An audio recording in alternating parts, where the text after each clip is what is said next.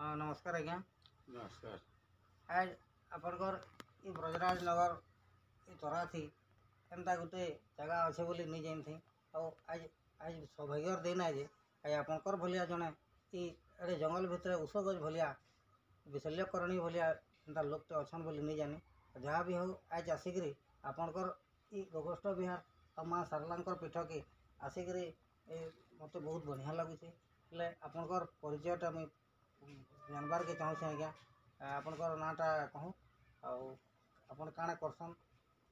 एड़े बड़ एंता गोटे जगह थी एड़े बड़ बढ़िया तीर्थ स्थानटा अच्छे जे ये तीर्थ स्थान के देखिक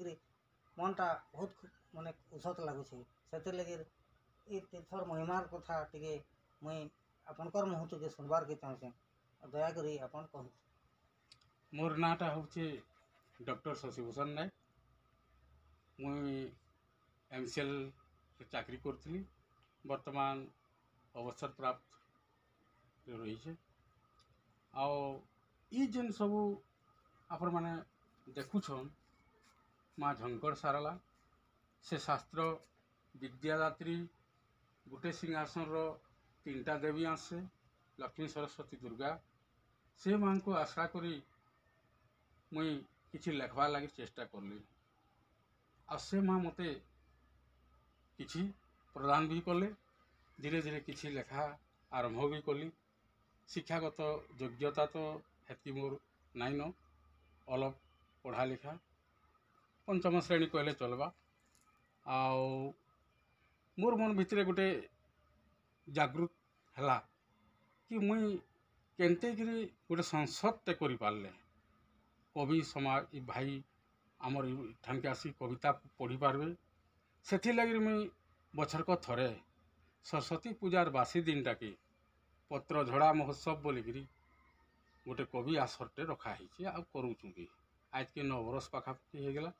ये कविता पाठ उत्सवटा हमर चलुची। आई कोरोना लगी वर्तमान हमें 2टा बरस कर नहीं पारिछुँ ये रथ यात्रा परे परे एठे ये जगह थी फिर गोटे हमर कविता आसरटे सृष्टि हेबा सेठी हमर कवि समाज जी अच्छा भाई मान को डका हेबा आउ कविता आसर चलवा। आज्ञा बेले आपन तो निछक संबलपुरी लोक हन पाठ साठ तो देखबार के गले मात्र 5 क्लास पाठ पढ़ी छन हेले 5 क्लास तो अक्षर चिन्हवा तो मुश्किल कथा है हेले एड़े बड़ ये साहित्य रचना करवार एड़े बड़ ये उपाधिटा केनता करी माने पाइले माने माँ सारला तो निश्चय कृपा करिछन हेले भी इथे भितरे आप स्कूल के बोधे जाइए कि काଣା केनता केनता काଣା आपनकर टिके अनुभूतिटा कहूँ केनता करी लेखाटा आरंभ करले काଣା जे मुई साधारण हिसाब से चली आसुली चाकरी कार्यरत रोली आमर कौन प्रकार लेखालुखी ये सब नहीं थिला जिते बेले गाँव रे गोटे मीटिंग है कि स्कूल सभापति गोटे नियुक्ति करवा लगी मीटिंग बसला आ मुझे निजे भी भावी नहीं थी कि आज गाँव माँ मत गोटे सभापति पद रे घोषित करदेवे किंतु हठात जिते बेले मोर नाटा से मीटिंग रे कहले कि शशि बाबू तुम्हें स्कूल सभापति हेले भल हेता आ तुम्हें आम समस्ते गाँव माँ तुमको सभापति बोली आम विचार करुँ आपन कईटा कहून कहले मुझे आउ काଣା माँ गाँव माँ जदि आपण मैंने जदि मत कहून समस्तंकर जदि सहयोग रहा बेले से सभापति पदटा मुई ग्रहण करबी आउ रहीकिरी भल मंद स्कूल देखरेख कर भी हेबा आ समस्ते सहयोग करुछन बेले मुई आउ काଣା मना करबी ठीक अच्छे मते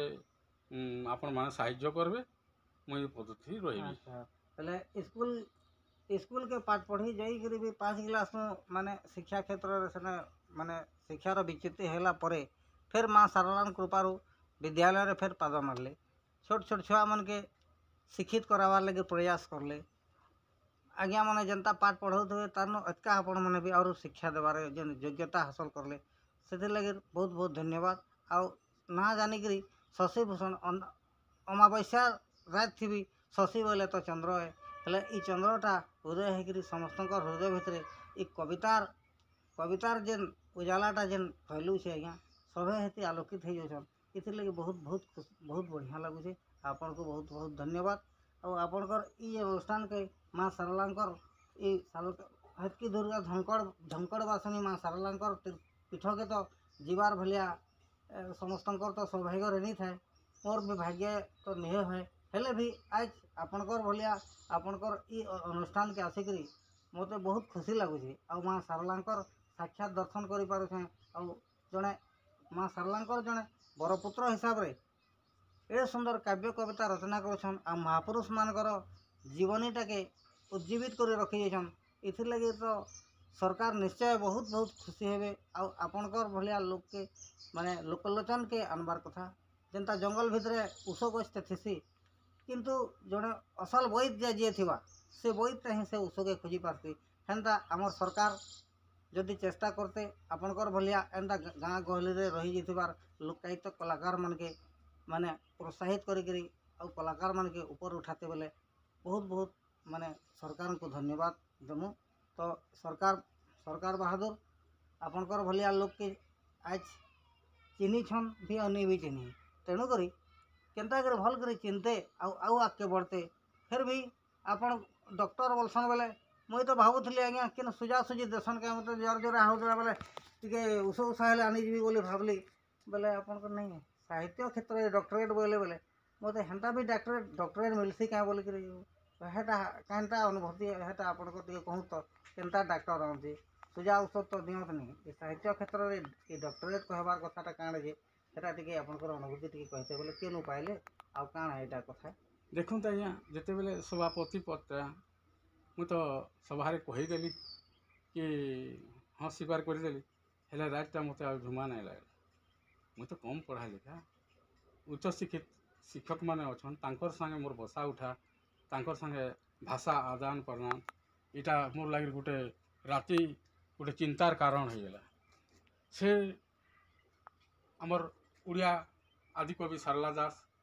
तांकर पुराण अनुसरण करी किसी पढ़ी से सबु बेले कहते माँ तुई कहसु बेले मुई लेखसी मुई मूर्ख मुई काଣା जानी किसी नहीं तुई देसु तोर कथाटा मुई लेखुछे ई कथा सबू अध्याय रे 18 खंड महाभारत भितर सदा सर्वदा से माँ को कहन जे माँ तू कहसु आ मुई लेखसी यहीटा के मुई अनुसरण करी गोटे फोटो आनी आ संध्या फंध्या देकरी माँ सेवा कलापर किछि किछि माँ दया है पहला अमित्राक्षर भाषार कविता लिखिली तापर छंद कविता आरंभ हो गला आ भारी खुशी होगी ई माँ गोटे प्रतिमा भी सृष्टि कली आ यथासंभव माँ सेवारे लगी हेले पुरी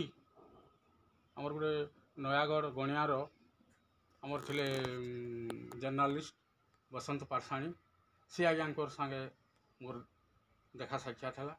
मुझे कविता पाठ करवार लगे पुरी के जाऊली आ सी आज्ञा संगे सदा सर्वदा रोथी तो सी आज्ञा मत कहले अरे तुम तो भल कविता फविता लिखुछ आउ तुम्हें ई लेखा जेन कविता लिटरेचर बाबद रे तुमको मुझे डॉक्टरेट पद आवेदनटे करमा आउ तुमको मुझे दिलाबी बोली मत कही आ से आज्ञा मोर कागज पत्र लेखा गुड़ाक नहीं से देखले भी भारी खुशी हेले आउ मोरते से सब कागज पत्र मांगी से आज्ञा को देती गोटे दिन आसला से आज्ञा मत नहीं जाइए आइनक्स इंटरनेशनल यूनिवर्सिटी से थे मत डॉक्टर पदटा से आज्ञा जरिए पाई अच्छा बोले आपन कवि सम्मेलन जासन कि एंता स्कूल मान के किसी प्रोग्राम किसी करी छुआ मन के काव्य कविता लिखवार लगे उत्साहित करसन तार किसी जेनता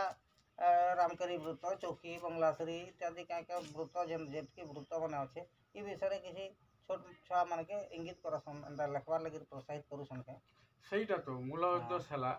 जे शिक्षार प्रचार प्रसार मूल उद्देश्य ଯେହେତୁ ମୁଁ ନିଜେ ତାର ମାନେ ମୁଇଁ ଅନୁଭବୀ ହେ ଯେ ଶିକ୍ଷାଟା କାଣା ହେ କେନ୍ତା କଲେ ଆମର ପିଲାମାନେ ଛୋଟ ଛୋଟ ପିଲାମାନେ ଜାଣିପାରିବେ ଶିକ୍ଷା ଜିନିଷଟା କାଣା ହେ ସେଥିଲାଗି ସାହିତ୍ୟ ସଂସଦ ଗଠନଟେ କରାହେଲା ଆଉ ପ୍ରତ୍ୟେକ ପତ୍ରଝଡ଼ା ମହୋତ୍ସବରେ ସେ ଛୋଟ ଛୋଟ ପିଲାମାନକେ ତାଙ୍କୁ ଆମର କେତେଟା ପରୀକ୍ଷା କଲା ସଦୃଶ ସେମାନଙ୍କୁ ପଚରା ଯାଉଛି ଯେମାନେ ଉତ୍ତୀର୍ଣ୍ଣ ହେଉଛନ୍ ଆଉ ସେମାନଙ୍କୁ ଆମେ ମାନପତ୍ର ଦେଇକିରି ସମ୍ମାନିତ କରୁଛୁ। ଆଚ୍ଛା ଆଚ୍ଛା ବହୁତ ବହୁତ ଧନ୍ୟବାଦ ଶଶୀ ଆଜ୍ଞା। ଆଉ ଆପଣଙ୍କର କବିତ୍ୱ ଶକ୍ତିର ସ୍ଫୁରଣରେ ମା ଶାରଳାଙ୍କର ତାଙ୍କର କୃପା ରହିଛି। ଯେହେତୁ ମାଙ୍କର କୃପା ନହେଲେ କବିତ୍ୱ ଶକ୍ତି କେବେ ସ୍ଫୁରଣ ହୋଇପାରେ ନାହିଁ। ତେଣୁକରି ଆପଣଙ୍କୁ ଅଶେଷ ଅଶେଷ ଧନ୍ୟବାଦ। ତ ଆଜି ଆମର ଏଇ ଶାରଳା ଗୋଗସ୍ତ ବିହାର ଆମର ଶାରଳା ପୀଠ ମା ଶାରଳାଙ୍କର ପୀଠରେ ଥାଇକି ଆଜି ଶଶିଭୂଷଣ ନାୟକଙ୍କ ଠାରୁ ଯେଉଁ ମାନେ ଅନୁଭବ ମୁଁ ପାଇଛି ସେ ବିଷୟରେ ମୁଁ କିଛି କହୁଛି ଯେ କବିତ୍ୱ ଶକ୍ତି ବା କବିର କବିତା ବାଣୀ ଜଗତକୁ ଦିଏ ଚେତାବନୀ କବିର ବାଣୀରେ ଜଗତ ହସଇ କବିର କବିତା ଶୁଣି ଏଇଟା ଯିଏ କବି ବି ଲେଖିଛନ୍ତି ସେ ବହୁତ ମାନେ ଭାବି ଚିନ୍ତିକି ଲେଖିଛନ୍ତି। କବିର କବିତା ବାଣୀ ଜଗତକୁ ଦିଏ ଚେତାବନୀ କବିର ବାଣୀରେ ଜଗତ ହସଇ କବିର କବିତା ଶୁଣି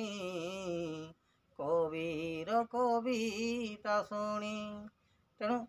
ଆପଣଙ୍କର ଯେଉଁ କାବ୍ୟ କବିତାରେ ଯେଉଁ ରସ ଭରି ରହିଛି ଆଜ୍ଞା ସେଟା ଶୁଣିଲା ବେଳକୁ ଆମ ହୃଦୟଟା ମାନେ ଏତେ ଆନନ୍ଦିତ ହେଇଯାଉଛି ଯେ ସେ କଥା ମାନେ ଆମର ମୁଖରେ ବା ଭାଷା ଆସିପାରୁନି। ଯାହା ହଉ ଆମେ ଆଗକାଳର ସେ ରୀତି ଯୁଗର କିମ୍ବା ଶାରଳା ଯୁଗର କବିକୁ ତ ଦେଖିନୁ କିନ୍ତୁ ଆପଣଙ୍କର ଭଳିଆ ଜଣେ କବିକୁ ଦେଖିକିରି ମାନେ ବହୁତ ଖୁସି ଲାଗୁଛି। ଆଉ ଆମର ଭବିଷ୍ୟତ ବଂଶଧରମାନେ ନିଶ୍ଚୟ ଆପଣଙ୍କୁ ଅନୁକରଣ କରିକି ନୂତନ ପ୍ରତିଭା ସମ୍ପନ୍ନ କବିମାନେ ସୃଷ୍ଟି ହେବେ ଏଇଟା ଆଶା ରଖୁଛୁ ଏବଂ ମୋର ବାଣୀକି ବିରାମ ଦେଉଛି। ଧନ୍ୟବାଦ।